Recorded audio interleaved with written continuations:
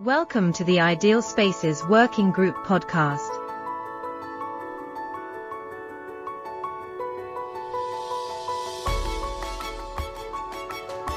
So we have a window of time that's about 2.5 hours. And hopefully that'll be enough because we're all a wonderfully engaged and talkative group of people. And so I think we've laid a lot of foundational conversation that we can keep building on. So we can obviously recall what we said and think about it as we go forward. But this part of the program is really under the theme of the individual in society. And we were even having conversations out on the terrace that kind of, go back and forth. Like if I think about, the question of congestion pricing in New York, I think it's a very interesting question of like individual rights versus like communal benefits, right? And back and forth. So that's something we can talk about. So the general outline, and the way we wrote about it initially was the inverse of like communal individual, individual to communal, communal to individual. So the outline that I have here is probing individual in society, saying how do we describe the human condition in the 21st century, right? Like, is there anything nuanced that we need to describe about that that's different than, say, how we maybe understood that?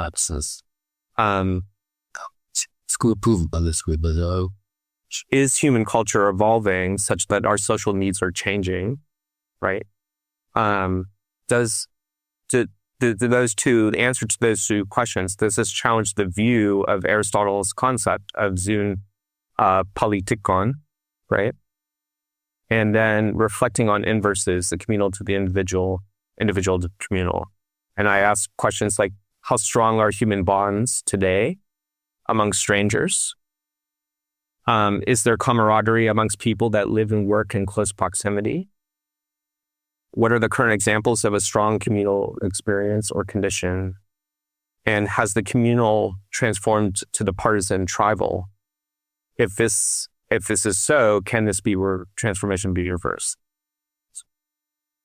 So that's the outline of our conversation. And so so what I'll do is pose the question, how do we describe our human condition in the 21st century? Are there nuances that we should make? Or in this conversation, are we largely going to try to elicit what we think has been universal and therefore remains universal?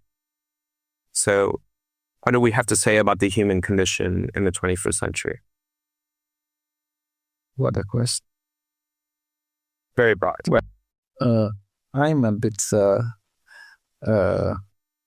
pessimistic because what I feel is that we are step by step destroying the middle class.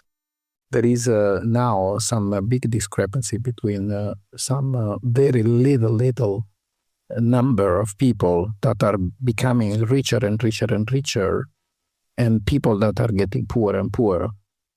In my district, recently, talking with a friend of mine who's working as a volunteer, this morning we were talking about a volunteer in the parish.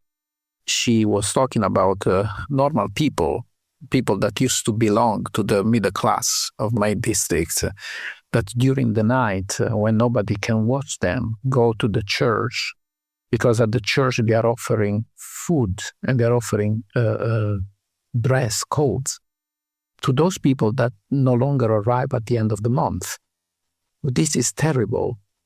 And this is not only terrible in a moral way, but it has to be taken in consideration also by those that are hyper-privileged. First of all, because at certain point, if there is nobody that can spend any cent, I don't know how they can have any kind of profit if there are people that are not able to buy. But also because the history is teaching us that whenever middle class was destroyed and offended, empires, kingdom collapsed. Right. So it's necessary to be more equal, more just with everybody.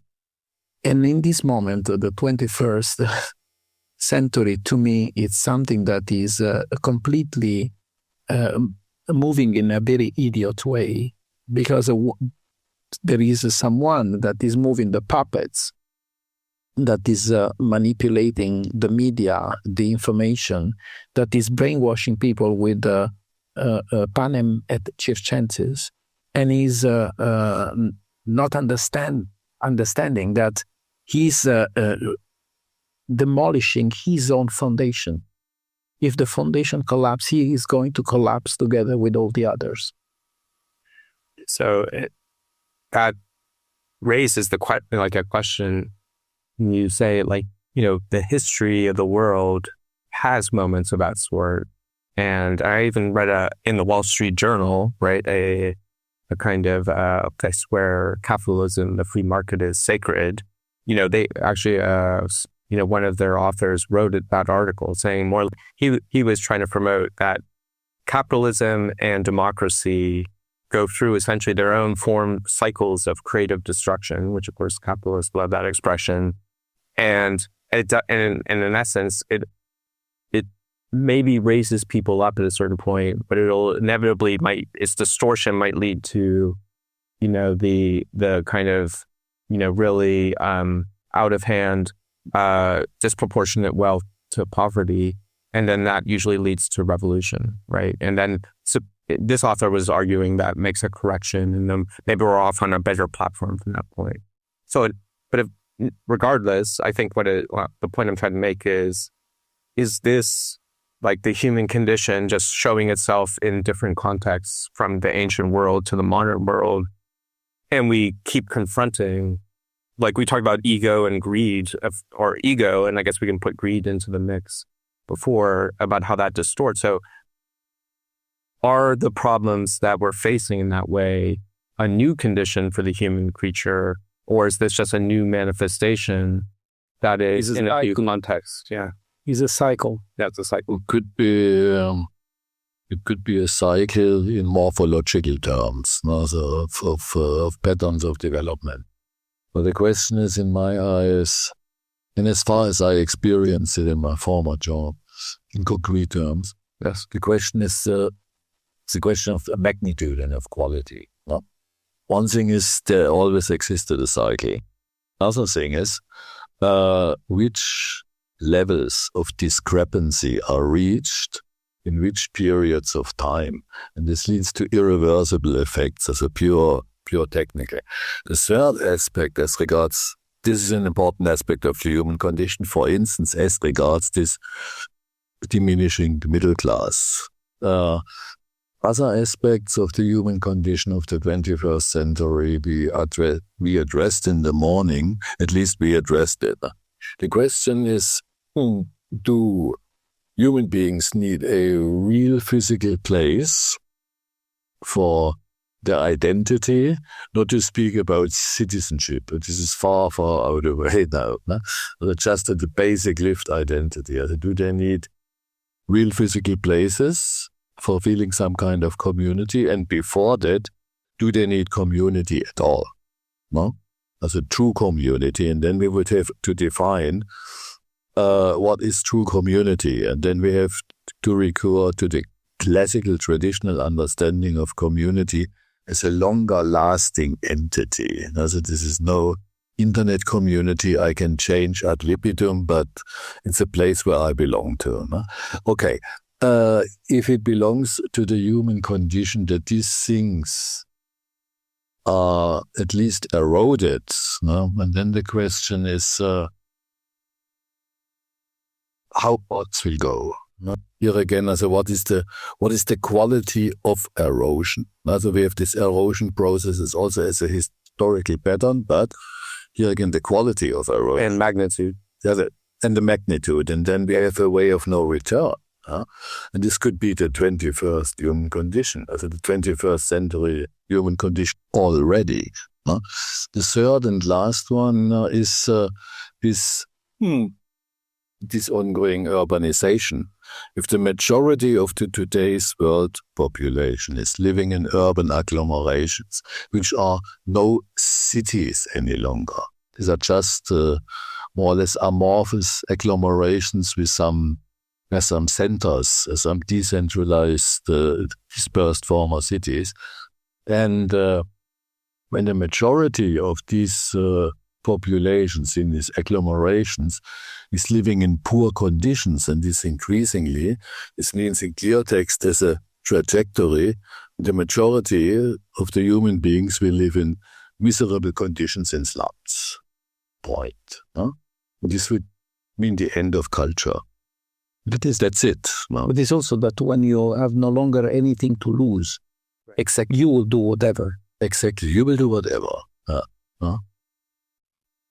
Yes. Yes, and I think the other thing to add here, are the questions being asked, have they always sort of been around since the rise of at least, modernity? So if you think the rise of modernity, I guess, occurs in the 19th century going to the early 20th century, people were asking the same questions there about community, cities, and the individual. So both artists and social thinkers. So, the classic painting, The Scream, right, is all about somebody not fitting in to the city, being isolated.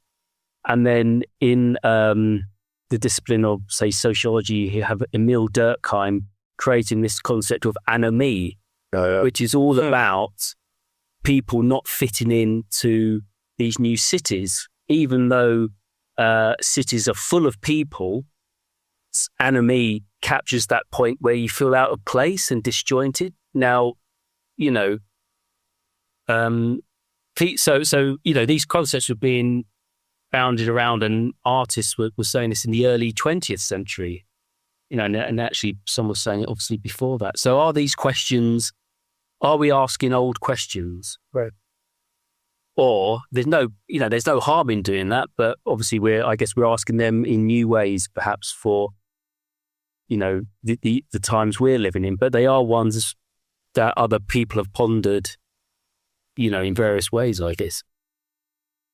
There might be associated since these questions since the beginning of modernity. But again, it's a question of a magnitude. And magnitude implies an irreversible evolution. And then we have a different quality. And then we cannot leave this level of quality. So at least in other evolving systems. So this is not possible. So once we reached a certain degree of social decay, for it cannot be repaired. Or it takes, But it's also true what Benjamin Franklin said. We're all born without the knowledge, but one has to work hard not to learn. Which is, so we never learn from our previous mistake. I mean, obviously from a munitions point of view, we saw that, the development of warfare led to this ultimate state, and we knew pretty quickly that ultimate state was annihilation. And so in a way, you're saying the speed of the weapon exceeds anything ever, the magnitude of anything before, and therefore it's changed that condition of warfare forever, right? And, God willing, we're never going to have to experience that. But so if the social decay, if the economic disparities, which are now, I guess I'm not a historian, so I can't contextualize. Like in the Roman world, was it about the same, right? Or in the Ottoman Empire, what was it like there? Or if in the, the English colonial period, what was it like then? Or in the Industrial Revolution. But I think the question, so we're asking old questions to say, do we have new conditions that the old questions don't address, and therefore we have to really face those things head on? Like if people believe we don't need community anymore because they can become an influencer trained in college, and then they just need a camera and they need a microphone and they need a studio. And then as long as they get their food dropped in or by a drone or whatever, they can have this independent existence and maybe feel like they're active because they're an influencer. So these are the questions. Because I think if we're going to talk about the city tomorrow, it's really part of the question is what is the relevance of the city in the 21st century? I'd like to add something on what we are talking about. which is first a quotation of Jeff Sparrow. I don't know if you're familiar with Jeff Sparrow. He's a fantastic Australian writer. And he said that all the worst nightmare of communism has been realized by consumerism. Losing our property, being controlled, and blah, blah, blah, is everything what we are experiencing now in a super advanced version of the idea of consumerism. And the other one is a fantastic book of 2005 by James Howard Kunstler that is called The Long Emergency, and the subtitle is How to Survive to the End of Low-Cost Oil Era, which is really making some fantastic, he wrote in 2005 this book, where he was depicting perfectly what we are experiencing now. All the wars that we're going to start, to have the control of the sources that are necessary to keep alive our lifestyle, that your former president said that it was not negotiable. Because at the end, if we don't want to learn the messages that Mother Nature sends us, we have no future. We are responsible. We are considering, we are claiming to be the most intelligent animal on this planet, but the only animal that is dangerous to this planet is human. So this is something that really needs to be taken in consideration, because at the end, cycling, we always experience the same things, because there is always someone that is abusing of its power and someone that is suffering. And at a certain point, when somebody has nothing to lose, war happens, empire collapse, kingdoms collapse, popes. Yeah, this is the point. It's again about thresholds and thresholds as magnitudes, generating at different qualities. And if you combine this with this and nothing to lose, then we are in any kind of realistic, believable dystopian scenario. And all this scenario ends with the decline of civilization plus culture as we know it. Okay. Now, to do against it, so referring to the discussion this morning, as if this is the human condition in the 21st century, and if these aspects are grim or threatening at least, okay, fine. What we can do in the direction of placemaking, a community idea, revitalizing. I mean, I have here in my notes, just like, okay, we're thinking about the human condition, like where does love, family, friendships, meaning play in our world today compared to previous generations, right? Like the things that make us emotional, the things, that make it, that kind of drive who we, where we want to go and so forth.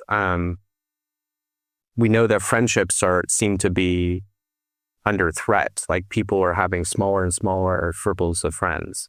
They might be, using online platforms to kind of keep a relationship, right?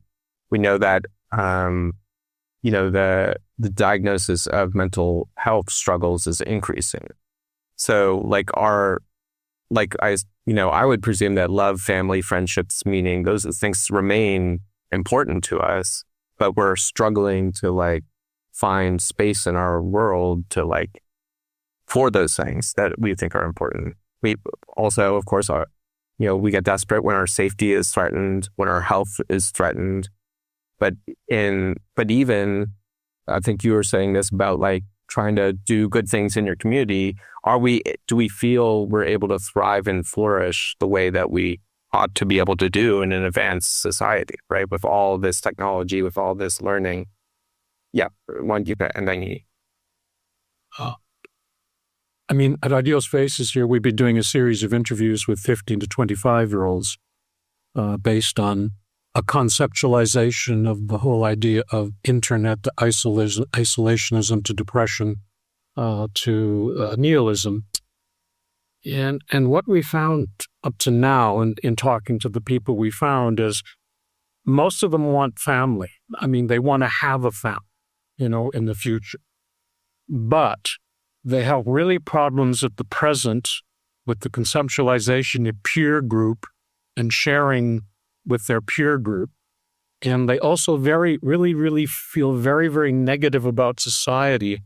And their biggest worry is war. And those are the main factors up to now. We'll be doing a series of about 10 or 20 of these, and then we'll do a paper on it. But it's in talking to them, there's a real negativism. And we even had one person that we interviewed that her best friend, who was 20, who had everything going for him, committed suicide. And basically, it brought a reality to her about cutting back on her internet usage, which was an interesting conceptualization. So I think from what we're seeing is that the idea of having relationships, people want them, but I don't think people anymore know how to create them. Mm. Well, just to spread a little bit of hope in this discussion. Starting to feel really depressive what you're contributing here, and just to maybe so some young people out there watching the video later on. So, to a huge extent, I just do not share your pessimistic view on the present and on the future. Because there always have been times when we faced some challenges as a mankind, or even in smaller organizations and states and communities. We always had wars. We always had plagues. We had wars and plagues combined. And what's the situation right now? And I just want to start here in Germany for a little example. We had in 2015 a huge number of refugees from the Arab world coming to Germany. And Chancellor Merkel back then said, "Wir schaffen das." So we'll manage that. We get on with that. And what's the situation right now? The situation is that 70% of these young people are working today. They're integrated by work. They got colleagues, not only German colleagues, but colleagues who live here, who came from Eastern Europe, from Southern Europe, from anywhere over the world. They're just integrated. They're delivering our packets. They're working in the stores. They're in our fabrics. So everything's quite fine. And a growing number of them is starting to qualify themselves, or even having children and knowing the value of education and knowing how important it is. If the children should have a better life, to go in advance by getting education, to get better jobs, to get everything that was the Western dream. And to a large extent, my impression is that what we've lost is that Western philosophy of just going out, pulling the shirt up, just go work, do something, create something. Yeah. And that's what's missing. And why is that? It's a huge extent because of the level we've reached. Just for the young generation, there's little things to achieve because they already live in their own houses. It's speaking about white middle class, and in the end, which is a focus point here in Germany, of course. They got everything. They got a huge flat TV screen. They got their mobile phones. They got let's say they use dad's car without having ever worked a single day in their own lives.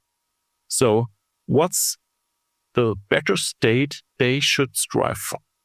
What should be the motivation for them? And I guess that's a little point where we got to get in and give them a little bit more of philosophical background, what an ideal society living in ideal spaces should look like. Give them an image of what could be worth to have some work on it. And I've spent some time in Rwanda. And what you see there is totally the opposite. Lots of young people with lots of hope and lots of plans. And of course, not every hope will be fulfilled. Not every plan will work out. But in the end, they're trying to do something to advance. And that's something we shouldn't forget, that there's very good developments all over the world. And even if you're just sinking in our Western depression at the moment, maybe it's on a higher level we are just talking about. And if we just keep the level, we had that in the discussion today already, keeping the level without some growth would be keeping the level. Right. And apart from all issues of taxing the super rich or the billionaires, of course, that's all issues. But on an average, keeping the level, that would be a quite success. Right. And that's something we shouldn't forget. And from my point of view, we're very good in complaining, especially in Germany. We're experts in complaining, of course. But we're complaining about a level of evolution that's it's ridiculous to complain. Right. And it's mostly those people who complain who already have owned houses, own cars, 2 years vacations by airplane to any nice place to work. And they don't have any need to fight for. Okay. But that is part of the war among poors, instead of understanding what are the reasons why we are in this condition. What you said is completely true, because in poor countries, you find still real life. Here, we are living in a place that is living in the illusion of some prosperity. After Margaret Thatcher, since this morning was quoted, and Reagan, then in Italy, Berlusconi came up later. But he was making copy and paste of economical strategy. And he was talking, his TV was really brainwashing people that it was a good way to live above our possibilities, to ask money to the banks to go to have some life that was much higher than our level. We had a serious problem of young girls of very wealthy family in Rome that used to have some level of let's say, lifestyle, that at a certain point they were no longer behaving correctly.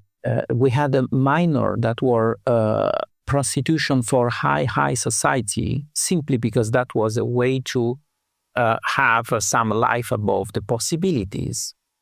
We have Only Fun, where a lot of girls are selling their bodies in pictures to have this money, because it has been created a society that is completely fake. It is a fake that has no future. And there is no education, because families are no longer taking care about their kids. They demand this role to the school, which is no longer doing that. And if some professor is hard with some student, is also sued by the parents, because there is no possibility to go against some modern way of behaving, which is not beating. It's simply say, okay, you are wrong. You are forbidden to say you're wrong. You are forbidden to give a bad grade. It's a society that is completely fake. And you use the word advanced society. I like to quote Edmund Burke, who said, "A healthy society is the one that maintains intact the relationship with the past. A society where the past is promoting the present and the future is a society that is evolved." So it seems like everything that is done is done. And we are forbidden to watch our back and see if maybe there is a lesson that can give us the right way to go. I would like to change the system of teaching in the school in Italy, because in the last 30 years and more has been step by step destroyed to lower down the culture. We used to have some incredibly high level of culture, but is reduced to emulate models that are completely wrong. And this is something that brings to this kind of situation where there are universities that are creating the school for influencer. this is really is not a future. It's something that is going to explode. We don't need to be Nostradamus to imagine that in a while this is a powder cake and is waiting to explode. So we need to be we need to be humble enough to recognize our mistakes and restart not from scratch, from zero. Because you mentioned the modernity, we are living in a completely distorted way of modernity, which is modernism, and it is a wrong misunderstanding, incredible misunderstanding of the real meaning. Because any society until the advent of modernism was step by step growing, as we said this morning. A tradition that was wrong was abandoned to be improved. But at a certain point, we decided to say, okay, scratch from zero. We forget everything that has been done earlier because now we are living in a world that has to watch at the future. And even the future is a futurism. It's not a future. Who knows what is the future? I don't have the crystal ball, right? So there is this idea that we believe sometimes to be a kind of God that has the possibility to make whatever, but we need to go step by step. So as in the education world, which is always like a lot of what you were saying is like, clearly for the youth population, we think of education as the opportunity to address those things.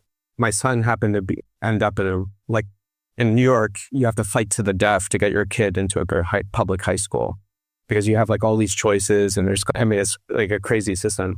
My son ended up in a really great high school. He had philosophy in high school. Like he was reading like serious, he's probably stronger in his philosophical education than I am from his high school education, which was phenomenal. But that's very rare.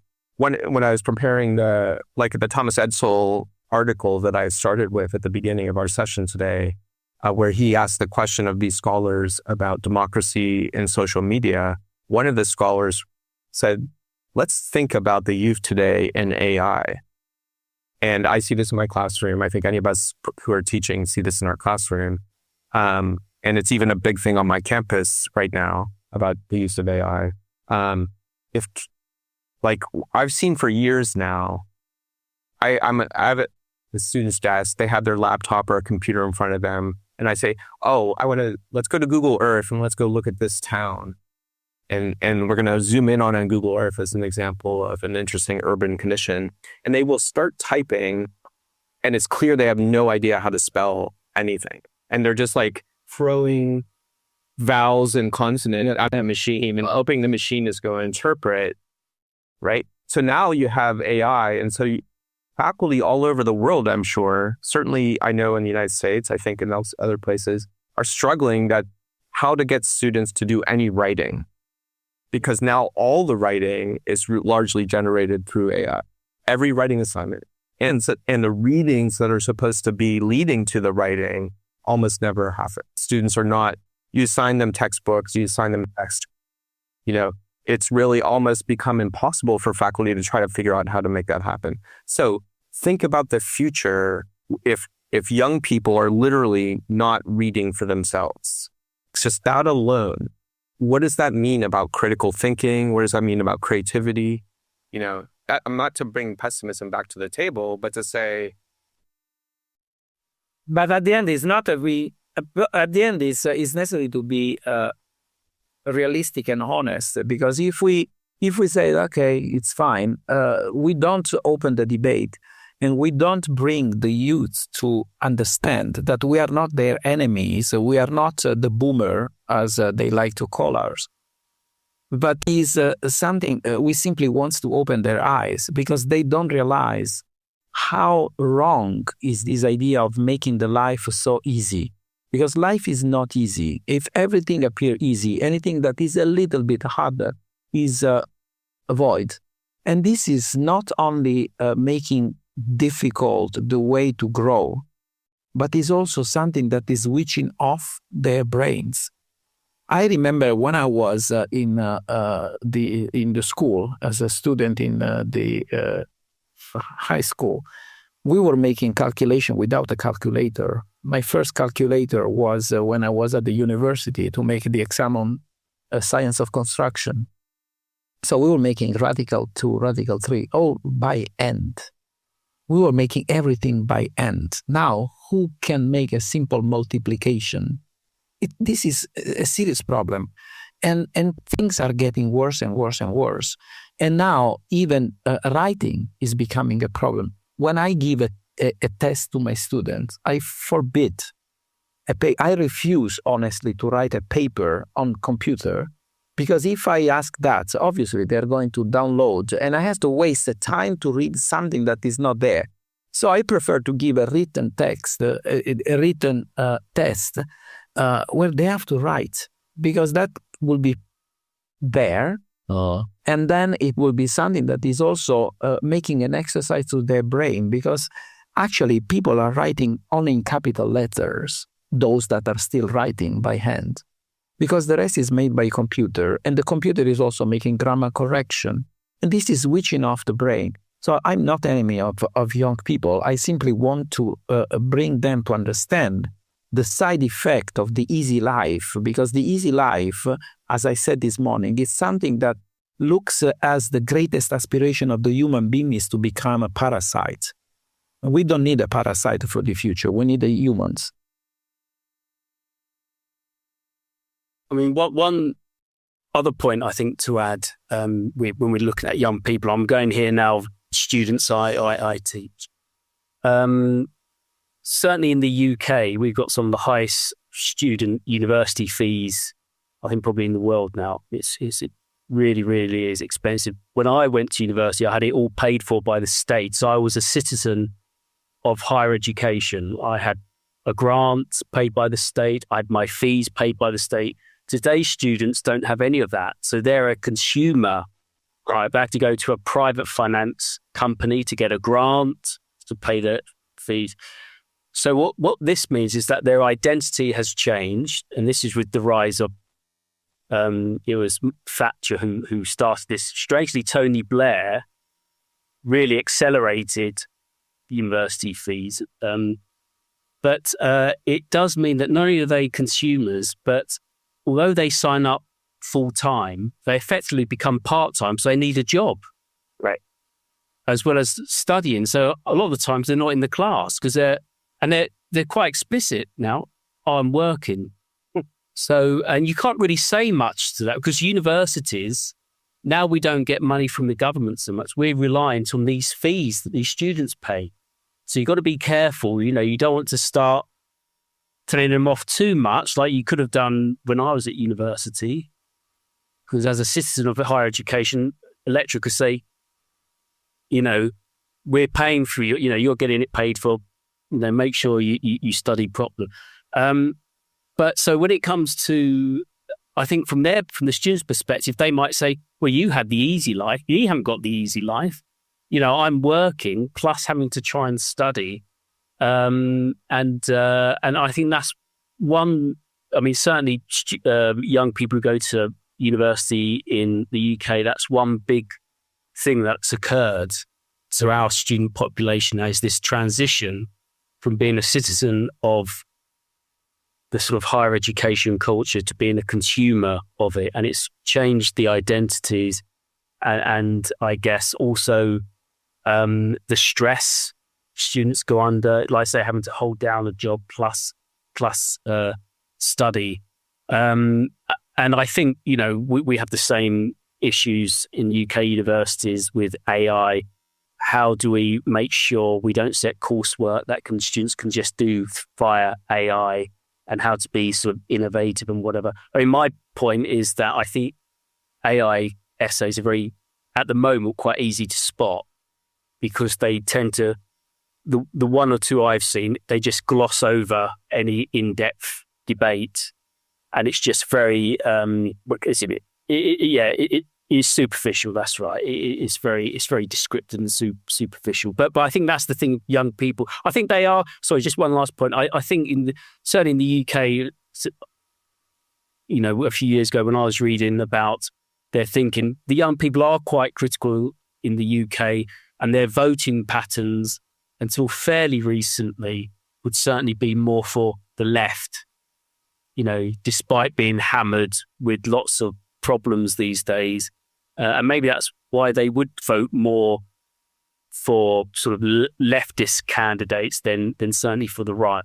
But yeah, so go back to Dennis. I mean, I don't think we're being negative about you. I mean, but there's one interesting concept that sort of popped up from what Dennis said, is the world is becoming anti-immigration. Right. But it's the immigrant populations that come to the countries that become the new backbone of these countries. Yeah. They work hard, a lot of them. I mean, let's face it, not everybody's pure. There's good and bad everywhere. But the mass of them work hard. They go to school. They develop businesses. They develop industry. They develop new sub-cities within cities with their own cultures, and they mix with the culture that's there. But at the present time, our governments are anti-immigration, which means if we cut that off, we cut off this flow of new energy that comes into a country and creates and reinforces the identity of what was here. But like here in Germany, for instance, we have a very big immigrant population, as we all know, and they have businesses, they work hard, they go to school, and they're really skitty people. The problem in Germany with the youth, just from our interviews, is not that we're negative, but the Germans that were born here and brought up here and have had that certain level of luxury or goods, let's say, are burnt out. They really, it's not a negative thing about them. They have been fed the wrong way by the generations before, and they pick that up and taken it to the next level. So it's not the youth that's at fault here.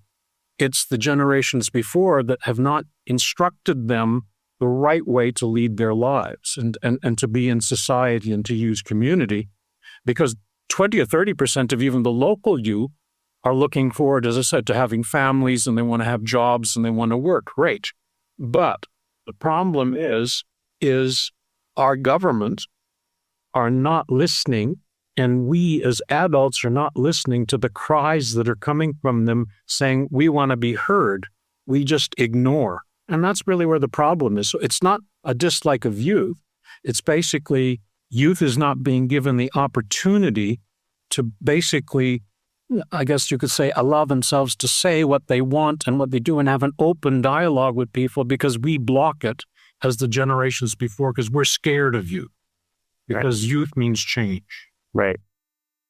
So let's keep this conversation going and talking about, so I certainly think there's also, I think there are many facets that are leading to society's challenges, and even like faculty are optimists that, for example, we can beat the AI, kind of shortcuts that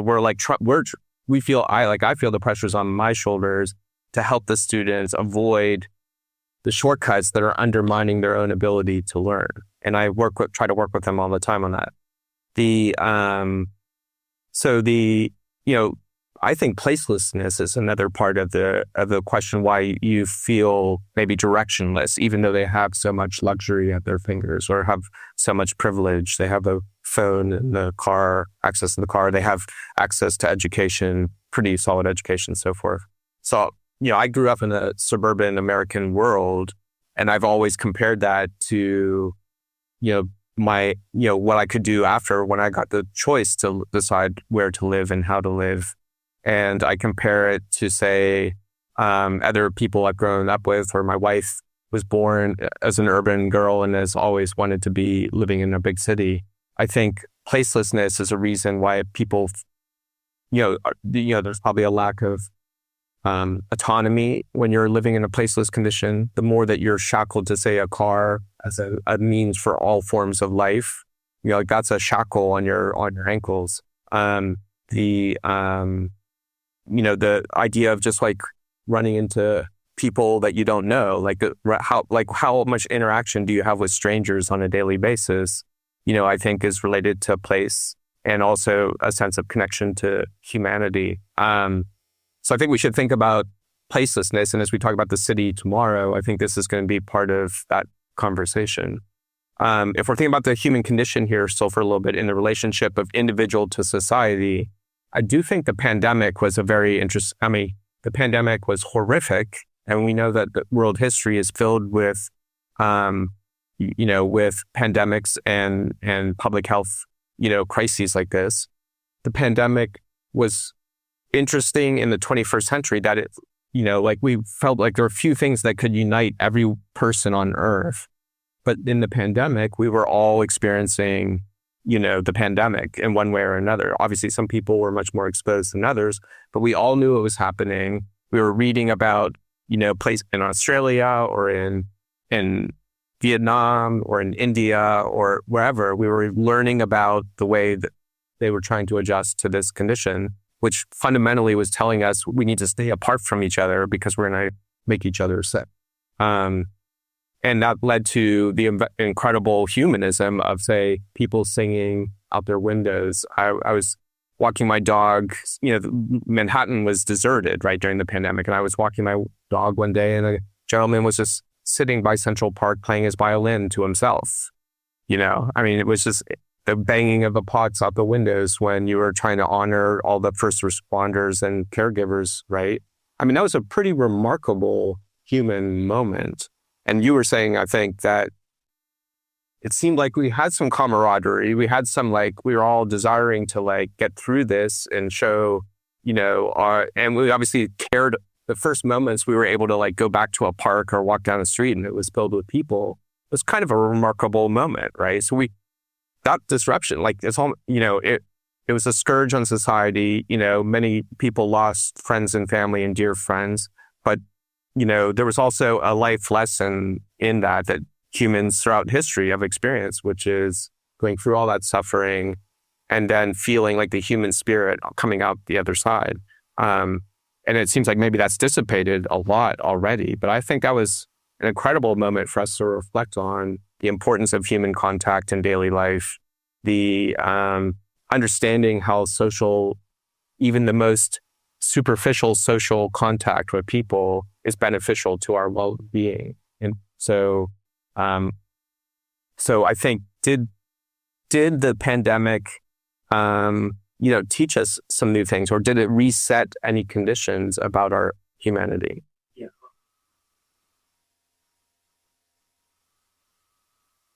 Sorry, just as a note, I've got a couple of points. One point is, the Beat of the Pans. We had the same in the UK to celebrate the NHS, the National Health Service. And my wife is a midwife. She works for the the National Health Service. And she rather cynically said, because we could hear the beating of the pans down our street, and she said, God, wait until this is over. They'll be back moaning about the NHS. And, I said, oh, you cynic. But no, the other thing that came out about COVID is it really showed other social problems in society, of course, because it suddenly made it very, very apparent. Certainly, again, in the UK, about the level of inequalities in society. So the people who are suffering most, or the highest rate of deaths in the UK, were people associated with working class jobs, people working in factories or as cleaners, etc. Female or gendered roles, so care assistants, which in the UK more women do those kinds of jobs than others, who didn't have protection but still had to go in and look after the elderly and those sorts of things. There was a higher rate of death amongst them, amongst some ethnicities. There's a lot of, obviously there's homeschooling, and then again inequalities was shown dramatically there, that people from in lower income brackets didn't have the homeschooling equipment like laptops. And so there was the positive of people being involved in voluntary activity. But the other thing, strangely, it shows what needs still to be done. Look at the inequalities, who are being worse hit here. Right. And I think that was an unexpected or obviously unexpected point to come out. And there was suddenly a bit of a debate in Britain about those issues. You'd hear it on the news about homeschooling. Well, people from lower incomes, they can't do this, very well because they don't have the equipment and so on. So yes, it was both the coming together, saying hello to people as you walk past them, on the other side of the road, and increasing voluntary activity, but also then showing what we still need to be done, what we still need to do, rather, the social issues we need to tackle, because COVID has shown there's tons, we need to do. So if we're debating or thinking about the individual and the communal, did that, like the exposure of all the problems, the empathy for people that were suffering the most, did that give us any bit more of a communal society than we had before? Or did it, in a way, like it feels like we might have actually had that brief uptick and then maybe we fell off a cliff, I don't know if some research I read not that long ago said that, when it comes, because I've done research in the past on voluntary activity, which is higher, I mentioned it in the first half, but yes, it's sort of gone down. It's gone down again. There was a high of people being, wanting to volunteer, helping out, and it's dipped again. But I think coming out, it doesn't mean that people aren't aware of it, though, just because they've now found that they don't have the time anymore to be involved. Right. I think that the knowledge is still there. You can't get rid of that information. Yes. Well, I just want to have a link on what you just mentioned of the outcomings of COVID. Well, the experience that we made as a society in COVID was that we had lots of times to waste. In case of everything was just, you couldn't go out, restaurant, the cinemas were closed, theater was closed, and no festivals, nothing. And so what happened? Even faster than before, people just were bored and they just got a Netflix abonnement, or they got an Amazon abo, or they got something else to waste their time with. And that's the effect that's lasting. People just spend more and more time just on a sofa, just as you mentioned this morning, and they're still addicted to us. They just don't get out of their homes anymore, because once I have an abo, I have to take use of this abo because I'm paying for that. So you really have the effect that the people just sit at home and watch any TV series, which is followed by the next one and the next one, which doesn't do any positive to their life except for being occupied with something. But they lost their connection to society, to other people, and maybe to just spend time with other people, which of course could be a waste of time as well sometimes, but mostly it isn't, because it's social contact, it's social interaction. And that was one of the great outcomings of the pandemic, that we just changed our behavior in consuming these media. Right. There are things that could be taken in consideration as a positive things, and things that could be considered terribly negative for the experience we had. Some of the negative are those I listed this morning.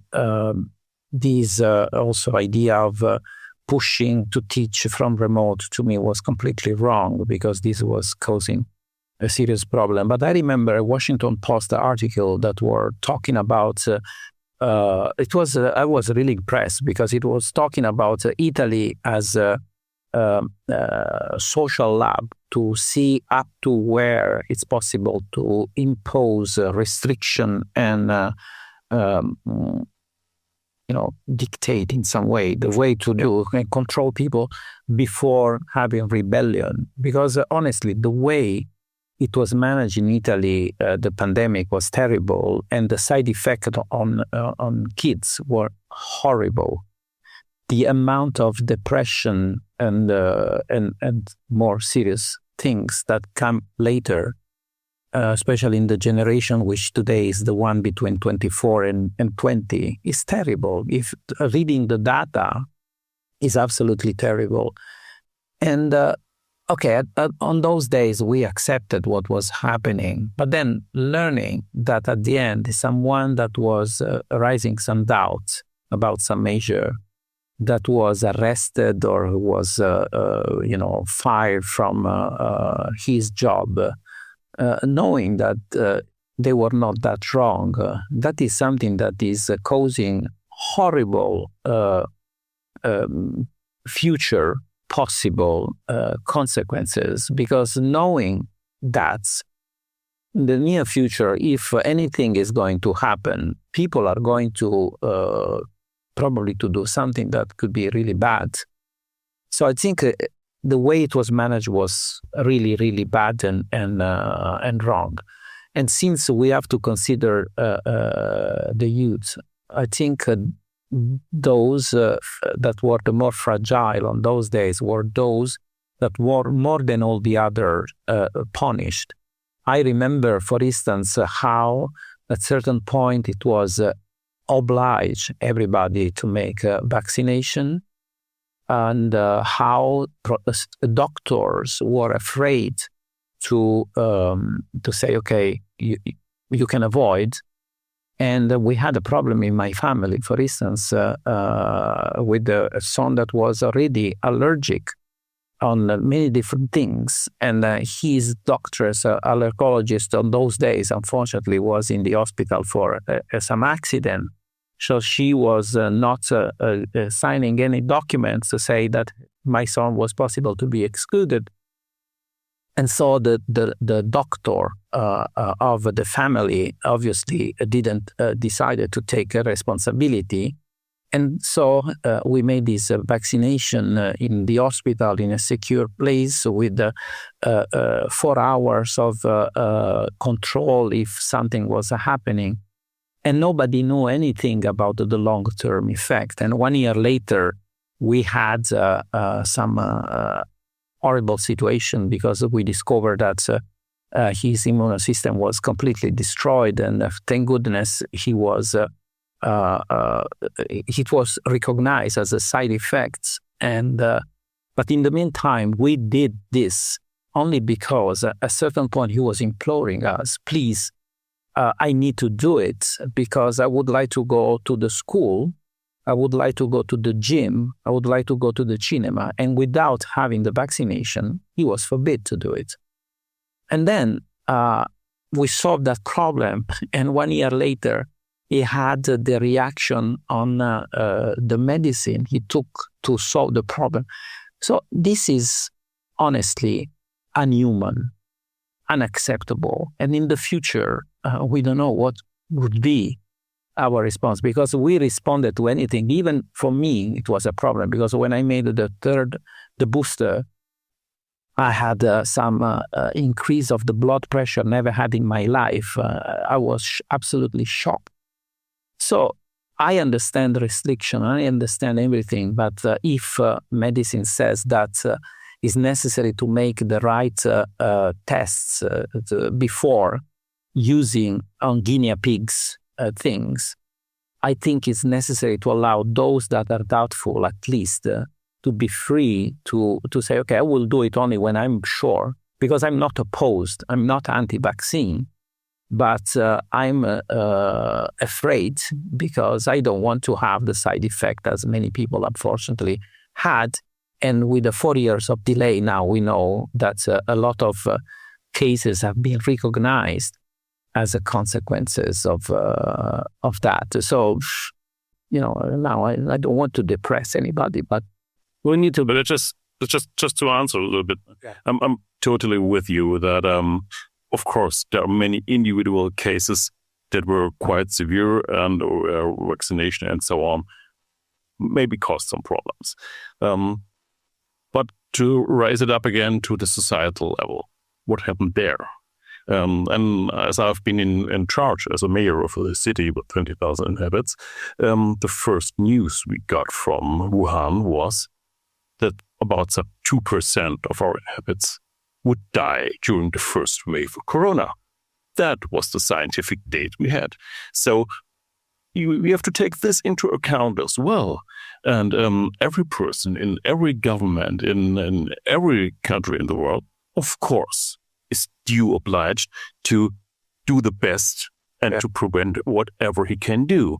And to be honest, I spoke some grave addresses to many people, or to people who died by corona. that wasn't fun as well. So it's always. But indeed, the problem was not at a political level. To argue on an individual case is not the same than arguing on a societal level. So that's all right. Not to contradict you in any case, no. But it's an extreme experience we suffered as a society. And if you take the overall picture, from my point of view, we excellently got through this pandemic. It was the first pandemic since the Spanish flu. In fact, the first pandemic we recognized as pandemic because in the year 2019 we had a huge plague of 1348 pandemic as well, which wasn't just COVID; it was something else. But we managed to get through this pandemic, and of course there were side effects. Of course, there were things that didn't work out. There were strategies that were maybe not useful, but it's always very easy from the past to judge even the things that he did. Indeed, at political level, obviously, they are not responsible because the instruction were coming from other levels to impose. Because at the end, I understand the restriction. I understand I don't have to walk. But imposing things like the vaccination without making much distinction among different categories of people, I think it was a little bit too, maybe it was better to wait a little bit more with more experimentation before imposing, because I think nobody was going to complain later. But in any case, to talk about the positive things, we have to recognize that that was one of the greatest representation of resilience of human being to look for a society, a community, and those people singing on the terraces. I think it was great because despite the distances, we were trying to have this human relationship. Right. Yeah, and I think it is communal versus individual, right? Like the choices that have to be made in these situations, and there's tension, right? But it raises, like trying to care for the community. Just before we proceed, we do have an online hand up that I just wanted to invite. So Nahid, I see your hand. Can you hear me? Yes, I can hear you. Can you hear me also? Yes, we can. Beautifully. So please go ahead and ask your question. Yeah, I would actually, it's not more of a question, it's more of a sharing of an idea. I think I'm usually, for all the other discussions, I was more pessimistic, but I'm a bit more optimistic in this area. What positive thing I think COVID brought was for me the idea of I feel more of myself as someone without a place. I moved around multiple countries throughout my life. I have a difficulty to identify and define my identity. But I think during the COVID, I think I was still in my 20s when COVID started. The most positive thing, even though right now we might not look at it as positive, was what social media brought in. Actually, social media, in a sense of maybe just looking at the positive side. I found people in my shoes. I found people far away from home.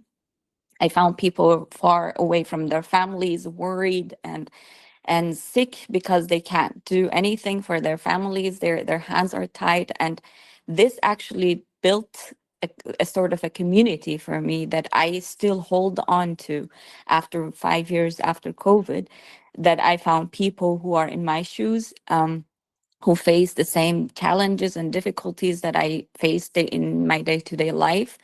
And it took a part of this placelessness from me and replaced it with maybe, yes, not a real community, something which is more virtual, but thousands of kilometers away from me, and replacing it with a feeling of belonging to something, maybe not in a physical sense, which is, of course, I agree, is having a physical community and feeling that I belong in a physical world is more important.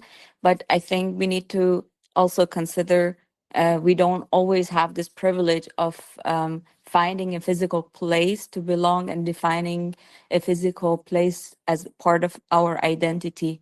So I think looking at the optimistic part of it, this is what COVID brought to me and maybe a lot of other people like me who are away from where they call home. It's really powerful. That's great. And I think it's exactly, what we've been pondering. And I think that's a great example of, just as you said, like maybe qualifying the type of community, but talking about the benefit of connection. And there are benefits to even virtual connection, obviously, when you can feel empathy, when you can feel support, you can feel, other people in your shoes and so forth. That's an important aspect of that. Yeah, no, I'd agree. I mean, one thing is, by being connected, you could see what was going around the world. And I say feel that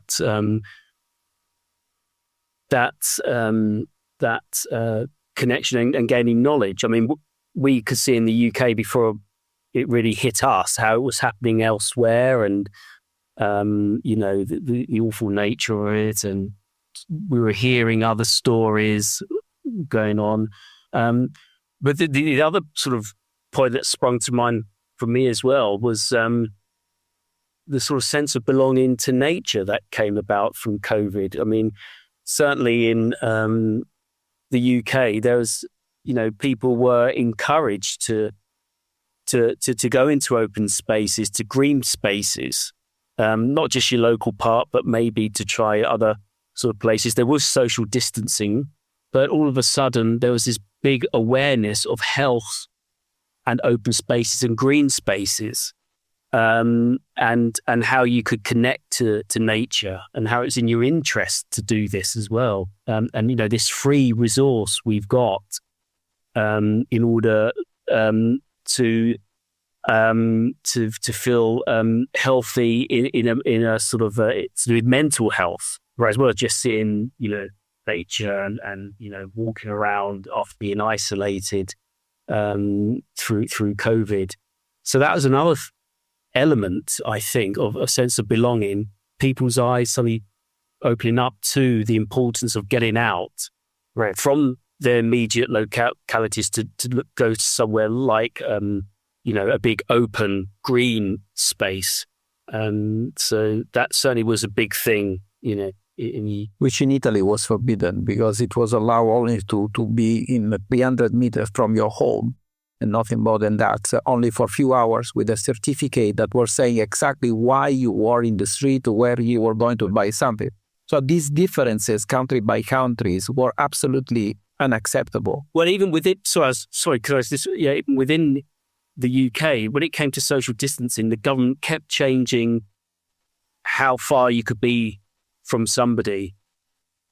Yeah, and the police then got caught out because they would try to regulate crowds, in social distancing, and of course, the law keeps changing. So in the end, it becomes really difficult to govern. People then, what's the social distancing this week?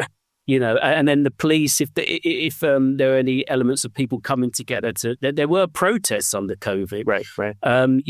Right. Okay. Social protests. And so, how far should they be apart? And it wasn't clear, In terms of nature, anyway, the COVID brought something that was spectacular because the level of pollution dropped down drastically. I never seen the sea in Italy clean like in 2020. It was, the Bahamas. Even in Ostia, which is a horrible place because of the mouth of the Tiber, the water was absolutely fantastic. And I remember, because the city was desert, a lot of animals came to the center of Rome. There is a picture with a boar on Ponte Sisto, and deers in the north. So that was the revenge of nature. And hi, I was just following on. Yeah, there's no projection of this. How is this reporting? Yep. So yeah, as John was saying, talking about the recognition about access to green space and how important it is for overall health and well-being. But that again was highlighted as inequality in access to green space, particularly people living in more deprived urban areas who don't have gardens, for example, didn't have access to such good open public space. That again became another recognised aspect of what, some researchers are calling a syndemic, which is where the pandemic comes into contact with those other kind of social and economic aspects.